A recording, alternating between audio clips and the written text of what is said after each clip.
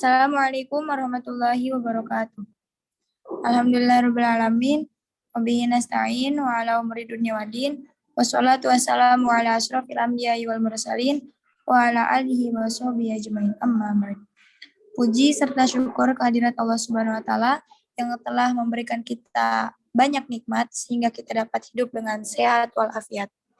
Salawat serta salam marilah kita curahkan kepada baginda alam yakni Nabi Muhammad SAW yang telah membawa kita dari zaman jahiliyah menuju zaman Islamnya. Baik, pada kesempatan kali ini saya beserta kelompok akan mempresentasikan bab mengenai talak. Adapun anggota kelompok saya adalah yang pertama Aulia Hafizah Ziani, yang kedua Citra Fikri Rahmah, saya sendiri. Yang ketiga Davina Fidelia Najla, yang keempat Najah Nisrina Kohar, dan yang kelima Siti Robiah Haldawiyah Rahmani. Baik teman-teman, langsung saja saya persilahkan untuk Siti Robiah membacakan materi yang pertama, yaitu tentang definisi dan dalil.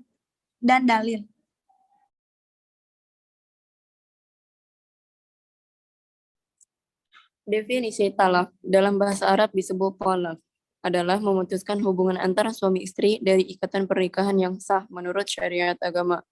Menurut istilah, talak ialah lepasnya ikatan pernikahan dengan lafal talak. Menurut komplikasi hukum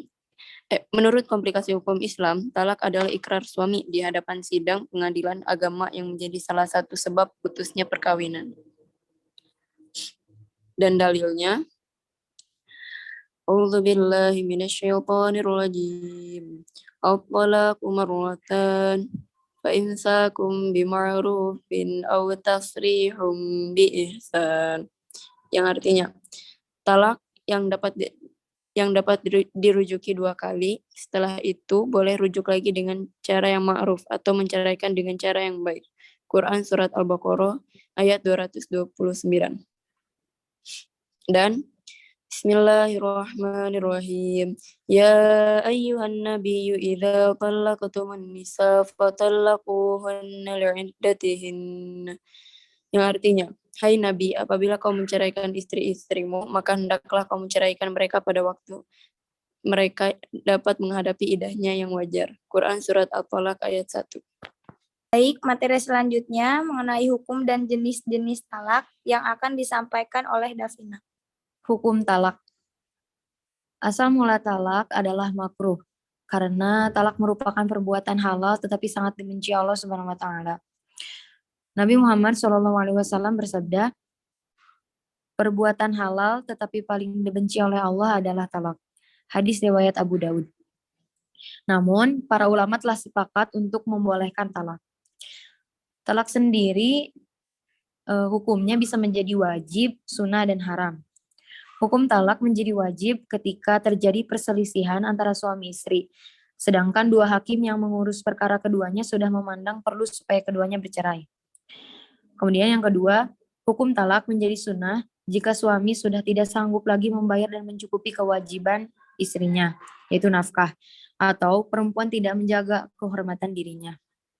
Kemudian, hukum talak bisa menjadi haram, yaitu ketika suami menjatuhkan talak saat istri dalam keadaan haid dan menjatuhkan talak sewaktu suci yang telah dicampurinya dalam waktu suci itu. Kemudian jenis-jenis talak itu ada 3. Yang pertama, talak raj'i. Yang kedua, talak bain sugro. Yang ketiga, talak bain kubro. Yang pertama, talak raj'i merupakan talak ke-1 atau kedua yang dijatuhkan suami kepada istrinya. Dalam hal ini, suami berhak untuk rujuk selama istri masih dalam masa iddah. Yang kedua, talak bain sugro merupakan talak yang tidak dapat rujuk, sehingga jika ingin kembali hidup bersama mantan suami dan mantan istri harus melangsungkan akad nikah baru. Kemudian yang ketiga, talak bain kubro. Talak ini merupakan talak yang terjadi ketiga kalinya. Talak jenis ini tidak dapat rujuk dan tidak dapat dinikahkan kembali kecuali apabila pernikahan ini dilakukan setelah mantan istri menikah dengan orang lain. Kemudian terjadi perceraian dengan suami tersebut dan habis masa iddahnya. Baru kemudian dapat menikah kembali dengan mantan suaminya yang pertama. Baik, untuk materi selanjutnya mengenai syarat rukun dan tata cara pelaksanaan talak yang akan disampaikan oleh Zian. Syarat talak. Yang pertama, suami mesti orang yang berakal. Yang kedua, suami itu tidak dungu, bingung, pitam, ataupun sedang tidur. Yang ketiga, suami itu telah balik. Dan yang terakhir, suami itu mesti meniatkan untuk menjatuhkan talak. Jika ia menjatuhkan talak melalui lafal kinayah. Rukun talak. Yang pertama, yang menjatuhkan talak adalah suami. Syaratnya balik, berakal, dan kehendak sendiri. Yang kedua, yang dijatuhi talak adalah istrinya.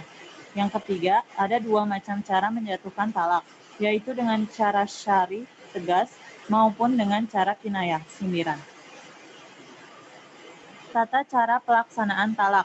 Talak 1 adalah talak yang pertama kali dijatuhkan oleh suami kepada istrinya dan hanya dengan 1 talak. Talak 2 adalah talak yang dijatuhkan oleh suami kepada istrinya yang kedua kali atau untuk yang pertama kalinya, tetapi dengan 2 talak sekaligus. Contohnya, suami berkata, "Aku talak kamu dengan talak 2.